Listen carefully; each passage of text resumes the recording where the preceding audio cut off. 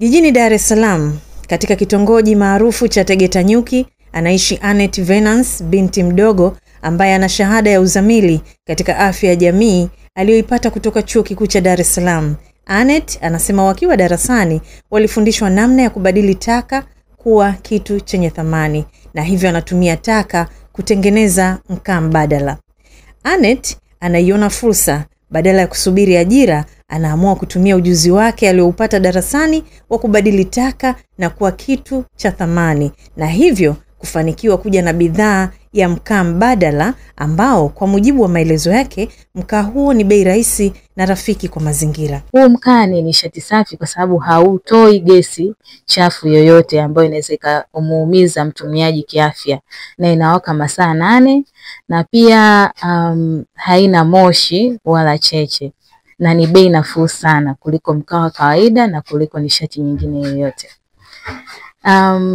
Katika sekta ya ajira, kwa kweli mimi mwenyewe nilipambana sana kwenye kutafuta ajira, lakini kila nilipokuwa ninagonga hodi au naingia kutafuta ajira nilikuwa nakutana na changamoto nyingi. Kwa mfano malipo kidogo kutokana na ujuzi nilionao, lakini pia unakuta changamoto zingine kama vile kuto kuridhika tu na mazingira ya kazi. Kwa hiyo nikaona hii ni fursa kwangu mimi kujiajiri na pia kuajiri vijana wenzangu. Kupitia bidhaa hii ya mkaa mbadala, Annette amefanikiwa kutatua changamoto za kiafya, mazingira na ajira, ambapo mpaka sasa amefanikiwa kuajiri vijana wenzie 7. Hii kampuni na jinsi ya utengenezaji wa nishati mbadala inatupa faida kutokana kwa sisi vijana kwa changamoto inayotokea kukosa ajira. Kampuni kama hii, vijana kama waweza sisi kutuwezesha kupata ajira. Tumepukana na changamoto za kukaa mtaani bila ajira. Sasa hivi tuna experience kubwa katika kuendesha mitambo ya kuzalisha hii nishati. Mkaa mzuri sana. Mzuri, unawaka dakika 0 unawaka, hauchelewi, ni mkavu. Annette anaamini vijana ni suluhisho katika kufikia malengo ya matumizi ya nishati safi ya kupikia, kwa sababu wana uwezo wa kubuni na kutumia teknolojia ya kisasa. Kuhusu kampuni yetu, ilianza mwaka 2022.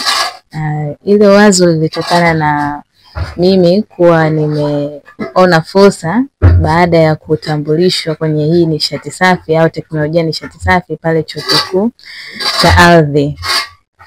Kwa mwaka wetu wa 4 tulipewa fursa ya kufundishwa baadhi ya teknolojia za jinsi ya kuchakata taka kuwa nishati safi au kuwa gesi na kuwa mbolea ambayo inaweza ikawa tumika kama organic fertilizer.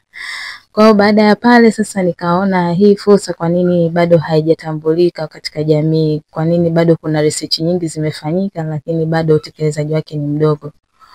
Kwa ndipo pale nikaanza kufanya utafiti tena katika degree yangu iliyofuata ya Masters in Public Health by University of Dar es Salaam. Nikaanza kufanya research na nikaja nikatambulishwa, nikakutana na wadau mbalimbali katika sekta ya nishati safi, nikagundua vitu vingi na changamoto nyingi ambazo zilikuwa zinakwamisha hii teknolojia isifike kwa walengwa au isipatikane kiurahisi, ambao ni mkaa mbadala. Dr. Robert Magoma ambaye ni daktari bingwa magonjwa ya ndani kutoka hospitali ya Amana anaeleza namna ambavyo matumizi ya mkaa na kuni yanavyoathiri afya zetu. Kama tunavyojua, kuni, mkaa unapoungua unatoa byproducts ambazo kuna moshi, kuna gases. Hivi vitu vyote vinaathiri mwili wa binadamu. Kwa mfano, kwa moshi unaweza kaathiri mapafu, unaweza kaathiri macho, unaweza kaathiri mfumo wa upumuaji kwa ujumla na hata mfumo wa mapigo ya moyo. Kwa hiyo tunashauri matumizi ya mkaa, matumizi ya hivi vitu vinavyotoa moshi au hizi gases za ziada, basi viweze kuacha kutumia. Na kwa ujumla athari za hivi vitu tunavyotumia kwa ajili ya kupikia kama mkaa na kuni athari zake mara nyingi zinawaathiri wale wanaopika. Wakina mama ndio grupu kubwa inayoathirika na aina hizi za upishi. Kwa wakina mama wengi wao utakuta wanapata shida za mafua, vikohozi, na wengine wanapata shida za macho kuwa mekundu. Kwa muda mrefu wakitumia au wakiwa exposed na hizi smoke na vitu vingine vinawaletelezea kupata magonjwa ya muda mrefu.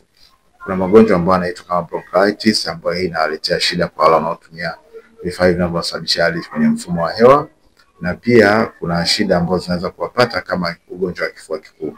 Ili vijana wahamasike katika kubuni teknolojia mbalimbali katika sekta ya nishati safi ya kupikia, Tume ya Taifa ya Sayansi na Teknolojia COSTECH inaendesha programu mbalimbali ambazo zinawasaidia vijana katika eneo la ubunifu, hatua ambayo inachochea maendeleo ya teknolojia katika sekta hii.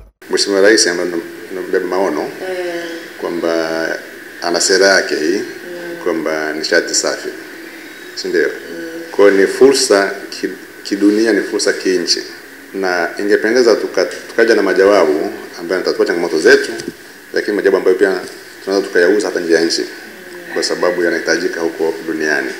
Kwa vijana, sio tu vijana, watu wachangamkie fursa, sababu ni fursa ipo, kwa maana ya kwamba tumepewa, kwa mfano ukiangalia jua ni nishati mbadala ambayo tumepewa Mwenyezi Mungu ipo. Ukiangalia hawa wataja wachache hawa ambao wanafanya hiyo mkaa mbadala, ni sehemu mojawapo ya kuja na nishati safi. Inawezekana kuna vyanzo vingine ambavyo si hatujui bado. Kwa vijana wachangamkie fursa, kwa sababu serikali imeshatoa tamko, imetoa miongozo, kitu ambacho kwamba tuweze kukwepa, lazima tuende nacho.